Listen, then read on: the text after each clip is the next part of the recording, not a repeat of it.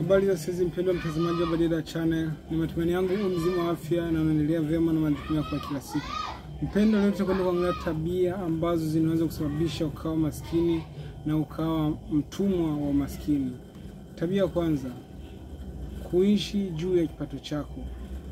Kama wewe kwa mwezi unaingiza 100,000, alafu unatumia shilingi 1,500, itakuwa ni vigumu sana kutoka kwenye umaskini na kwenda kwenye utajiri, au itakuwa ni vigumu kutoka hapo ulipo sasa kusonga mbele zaidi.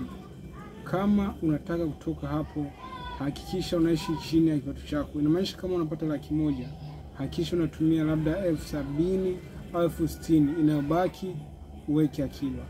Lakini kama kipato chako kipo chini afu matumizi yako kwa juu, itakuwa ni vigumu sana kutoka hapo ulipo na usonge mbele zaidi. Lakini pia tabia ya pili, kutumia pesa ambayo hujaipata.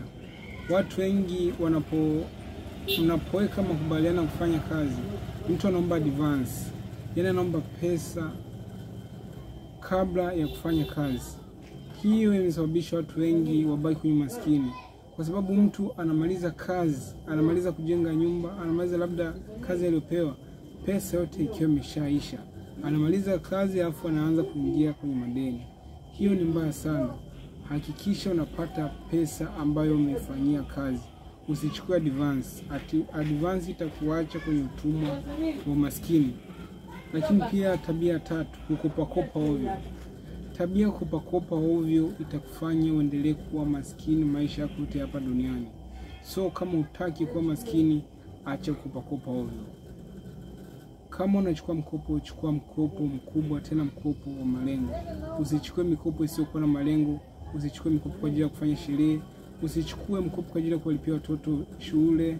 Usichukue mkopo kwa ajili ya kujenga nyumba. Usichukue mkopo kwa ajili ya kununua chombo cha usafiri. Kitu cha 4, tabia ya 4, kushindwa kuweka akiba.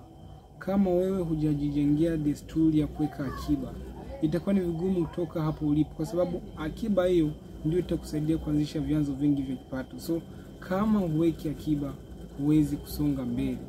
Kama huweki akiba sana mtu ambaye hana miguu, utabaki hapo hapo miaka nenda miaka rudi.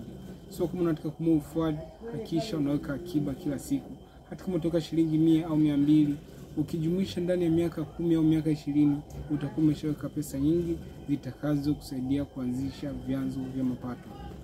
Lakini tabia 5, kuishi bila kufanya kazi.